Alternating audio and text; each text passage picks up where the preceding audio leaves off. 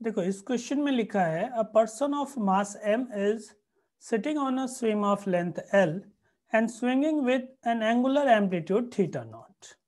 If the person stand up when the swing passes through its lowest point, the work done by him, assuming that his center of mass moved by a distance small l, where l is very less than length of the swing.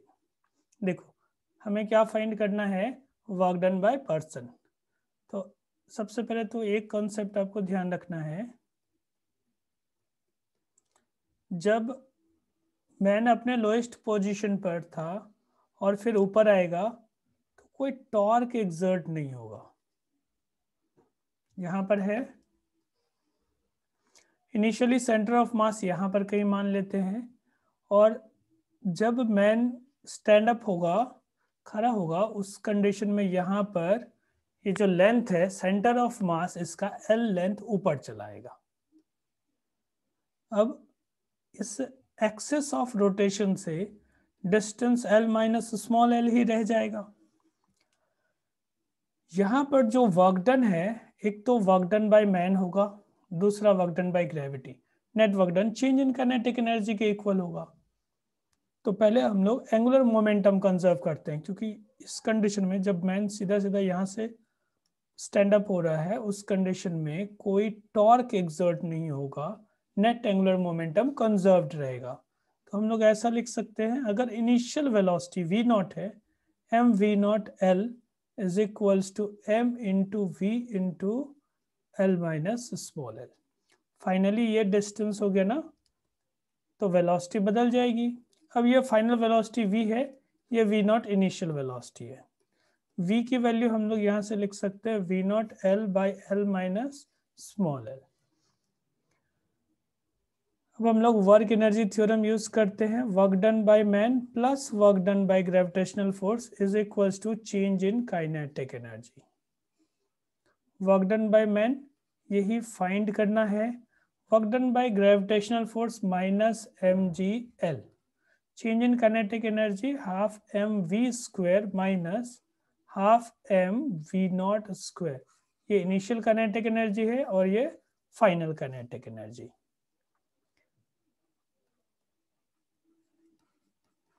अब दोनों में से half M common आ जाएगा. अगर आप v की value ये पुट कर दोगे तो v नॉट स्क्वायर भी कॉमन आ जाएगा. हमारे पास क्या बचेगा, l square divided by l minus, ये आप ऐसे लिख सकते हो, l by l minus l का होल स्क्वायर माइनस 1.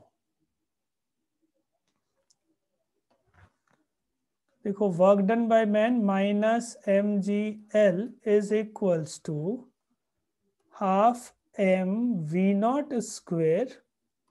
फिर यहाँ पर जो है ना ये वाला टर्म, इसमें से l कॉमन लेते हैं, नीचे l कैंसिल हो जाएगा, 1 by small l divided by l, ऐसा टर्म आ जाएगा. जो वर्क डन बाय मैन, ये M ji L plus half M we not square into 1 minus L by capital L to the power minus 2. इसको ऊपर ले जा रहे हैं ना, पावर नेगेटिव हो गया. अब ये M ji L plus half M we not square, और यहाँ पर हम लोग बाइनोमियल थ्योरम यूज कर रहे हैं. ऐसा होता है 1 plus X to the power N है ना, ये nearly equals to 1 plus N X हो जाता है, अगर ये x की वैल्यू 1 से कम हो तो. ऐसा ही सिचुएशन है, यहाँ पर 1 कैंसिल हो जाएगा.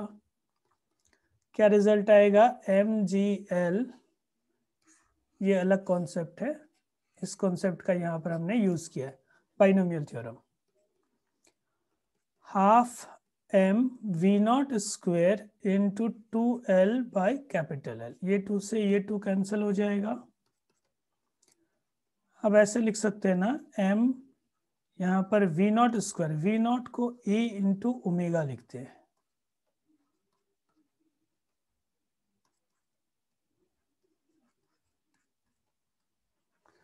एम्पलीट्यूड को थीटा नॉट इंटू एल लिख सकते हैं, और ओमेगा जो है ये square root of G by L होता है, ऐसा। अब इसको सॉल्व कर लेंगे। M ji L plus M theta naught square L square into G by L, फिर एल बाई कैपिटल एल। ये टर्म इन दोनों से कैंसिल हो जाएगा, एम जी एल दोनों में कॉमन है, ब्रैकेट में 1 प्लस थीटा नॉट स्क्वायर बच जाएगा। तो हमारा जो आंसर है वो ये ऑप्शन नंबर बी करेक्ट हो जाएगा।